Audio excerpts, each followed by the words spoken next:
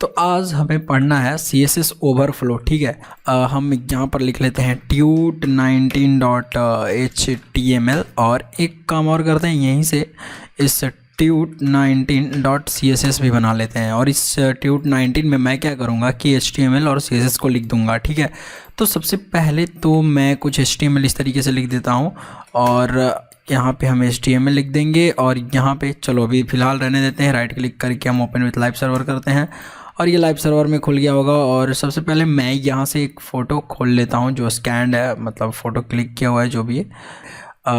Don't worry यार, जो notes होंगे वो आपको स्कैंड मिलेंगे। ये यहाँ से जो मैंने क्लिक किया है तो क्वालिटी थोड़ी ख़राब आ गई है, थोड़ा लाइटनेस कम पड़ गया था। चलो कोई बात नहीं। तो CSS फ्लो ओवरफ्लो देखते हैं। तो ओवरफ्लो प्रॉपर्टी ये तय करता है कि किसी एलिमेंट को उसके बड़े साइज हो जाने के बाद कैसे दिखाना है। मतलब सपोज़ कीजिए आप कुछ लिख रहे हैं, ठीक है, यहाँ पर देखो, यहाँ पे मैं बढ़ा देता हूँ इसको, ठीक है, थोड़ा सा और बड़ा करता हूँ। और डिवीजन टैग डॉट कंटेनर, मैं कंटेनर बॉक्स एक बना लेता हूँ और इसमें मैं पैराग्राफ लिखता हूँ डॉट करके और मैं फर्स्ट ऐसे दे देता हूँ ताकि पता चले कि हाँ ये फर्स्ट पैराग्राफ है। ठीक है, और इसमें अगर आप लोरेम इप्सम वाला लिखते हो और इसको सेव करते हैं अभी तो ठीक है, ओके, नो प्रॉब्लम। अब एक काम करूँगा मैं कि इस कंटेनर को मैं क्या करूँगा, कुछ इस तरीके से इस कंटेनर में बॉक्स साइजिंग जो है उसको हटा दो, 1 मिनट, बॉर्डर और 3 पिक्सल सॉलिड ग्रीन। ठीक है, ये सॉलिड ग्रीन मैंने कर दिया 3 पिक्सल का। तो अभी इसको हम सेव करते हैं और इसको अप्लाई करना होगा हमको यहाँ पर। और यहाँ पे अप्लाई आप कैसे करोगे, लिंक लगा के तरीके से हम लिखेंगे और यहाँ पे लिखेंगे tut19.css और इसको ओके कर देंगे तो ये बॉर्डर तो लग जाएगा। बट इसकी हाइट और विड्थ भी हम लोग दे देते हैं। तो हाइट अपन सेट कर देते हैं 420 पिक्सल और विड्थ जो है वो 100% रहने देते हैं। या फिर एक काम करते हैं, विड्थ हम लोग दे देते हैं 650 पिक्सल। चलो इसको सेव करते हैं। तो जैसे ही आप इसको सेव करोगे तो कुछ इस तरीके से ये अभी सेव हो जाएगा। राइट, अब एक काम करता हूँ, मैं क्या करूँगा कि इसमें जो पैराग्राफ है, ठीक है, ये जो पैराग्राफ है फर्स्ट नाम का, ठीक है, ये क्लास है और यहाँ पे मैं क्लास का नाम तो गलत डला गया, यहाँ पर गलत डल गया। तो फर्स्ट आप इस तरीके से नहीं रख सकते, आप यहाँ पे इस तरीके से रख दो फर्स्ट, ओके। और यहाँ पे क्योंकि CSS में ये आपका वो नहीं है फर्स्ट, इसको सेव करते हैं और इसमें हम पैडिंग डालते हैं 8 पिक्सल की और इसको सेव कर देते हैं। तो अभी ये कुछ इस तरीके से दिख रहा है। चलो वो ठीक है, इसमें हम फ़ॉन्ट की साइज़ को बढ़ा देते हैं। ये बार बार प्रेस हो जा रहा है कीबोर्ड। और फ़ॉन्ट साइज़ इसमें हम कर देते हैं 24 पिक्सल और मैं इसको सेव करता हूँ।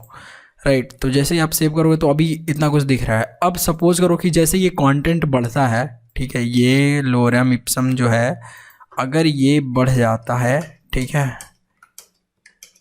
अब इसको मैं सेव करूँगा। ठीक है, देखो ये क्या है कि जो आपका कंटेंट लिखा हुआ है वो इससे बाहर आ गया। तो अब आप चाहते हो कि इसको हम हैंडल करें कुछ इस तरीके से ताकि स्क्रॉल करने पर ये दिखे या फिर ना दिखे उस तरीके से। ठीक है, जैसे सबसे पहले ओवरफ्लो विजिबल, ये डिफ़ॉल्ट सेट होता है, अभी विजिबल है इसलिए आपको ऐसा दिखाई दे रहा है कि जो कंटेंट ओवरफ्लो होता है वो दिखाई देता है। देखो ये ओवरफ्लो हो रहा है कंटेंट, तो वो आपको दिखाई दे रहा है, विजिबल है इसलिए।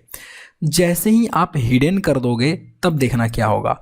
अगर मैं इसमें कर दूं कंटेनर बॉक्स में ओवरफ्लो हिडन, अगर इसको मैं कर देता हूं हिडन और सेव करता हूं तब देखना, देखो जो ओवरफ्लो कर रहा था जितना कंटेंट वो हाइड हो गया। तो इस तरीके से आप हैंडल करवा सकते हैं। जब आपको ज़रूरत पड़े कि हाँ मेरे को कुछ हाइड कर देना है जब वो ओवरफ्लो हो तो तब आप यहाँ पे कर सकते हैं। और इसके बाद जैसे ही आप दूसरा देखोगे कि ओवरफ्लो स्क्रॉल, ये बहुत अच्छी प्रॉपर्टी है और इसको जैसे ही आप कमेंट कर देता हूँ मैं इसको तब तक के लिए, ठीक है, या छोड़ो इसे हटाओ, इसको अनकमेंट करते हैं और लिखते हैं ओवरफ्लो स्क्रॉल। और जैसे ही आप स्क्रॉल लिख के सेव करोगे और इसमें देखो स्क्रॉल बटन बन गया और ये स्क्रॉल बार बन गया आपका और आप इस तरीके से स्क्रॉल करके पढ़ सकते हैं। चाहे जितना भी आपका कंटेंट वो बढ़ जाए, जितनी भी इसकी साइज़ जो है वो क्यों ना बढ़ जाए, इसको आप सेव करो और उसके बाद देखो तो आपको इस तरीके से देखने को मिलेगा। राइट, तो ये होता है ओवरफ्लो स्क्रॉल और ओवरफ्लो हिडन। और जैसे ही आप यहाँ पे करोगे ओवरफ्लो विजिबल जो कि डिफ़ॉल्ट होता है, तो ये बिल्कुल पहले जैसा स्टेट में आ जाएगा। तो यही है ओवरफ्लो, ठीक है, ये है ओवरफ्लो, राइट। तो ये ओवरफ्लो हिडन है, स्क्रॉल है, काफ़ी आसान है, आपका 2-4 मिनट का चीज़ है, आप इसको तुरंत से ये कर सकते हैं।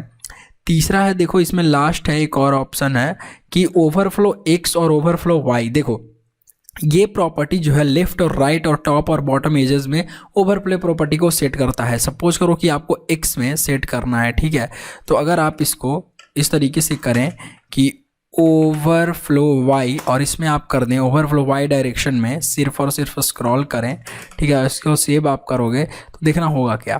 देखो नीचे जो आपका बार आ रहा था ना, वो हॉरिजॉन्टल स्क्रॉल बार, वो गायब हो गया। अब ये सिर्फ और सिर्फ इसमें है, ठीक है, ये सिर्फ और सिर्फ इसमें है।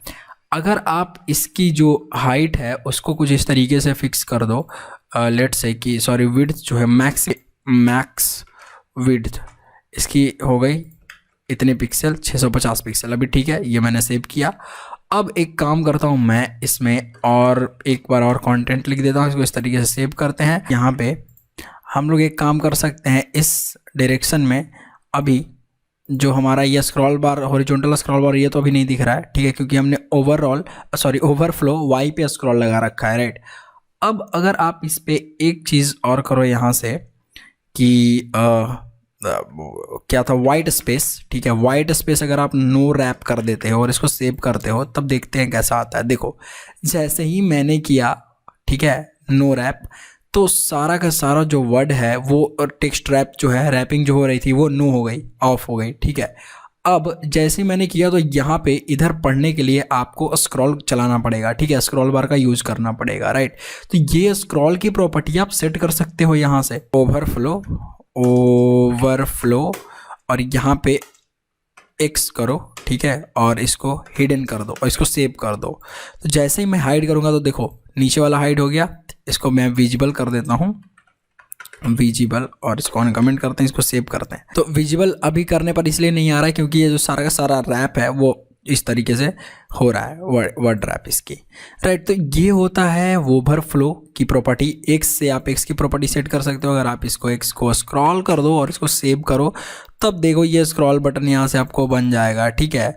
और ऑटो कर दो यहाँ से अगर, ठीक है, और इसको सेव करो, तो ये बाय डिफ़ॉल्ट अपना सेट कर लेगा कि हाँ अपने ऑटोमेटिक, मतलब जैसा इसको लगेगा, ठीक है, जैसा ये आप टेक्स्ट इस पे रहेगा, जैसा कंटेंट रहेगा, ज़्यादा रहेगा तो ये ऑन कर देगा, नहीं रहेगा तो नहीं काम करेगा, राइट। तो ये इस तरीके से आप सेट कर सकते हैं। तो ये रही पूरी की पूरी ओवरफ्लो की कहानी। अगर कोई कंटेंट टेक्स्ट आपका ओवरफ्लो कर रहा है तब आप उसको कैसे मैनेज करोगे, उसमें सारा का सारा जो है आपका ओवरफ्लो, और ज़्यादातर इसका हिडन और ऑटो का यूज होता है। जो इसमें ऑटो नहीं है वो इसलिए नहीं क्योंकि वो तो ऑटोमेटिक होता ही है, तो आप ऑटो लिख के सेट कर सकते हो। और ये होता है आपका ओवरफ्लो एक्स और ओवरफ्लो वाई, जो कि बहुत इंपॉर्टेंट है जब आप काम करोगे CSS की प्रॉपर्टीज़ में, ग्रिड लेआउट में, तो आपको ओवरफ्लो एक्स वाई थोड़ा बहुत आपको देखने को मिल जाएगा वहाँ पे, राइट। आई होप कि आप ओवरफ्लो की प्रॉपर्टीज़ को समझ गए होंगे। फिर मिलते हैं किसी नेक्स्ट अमेजिंग वीडियो में। Till then goodbye, take care.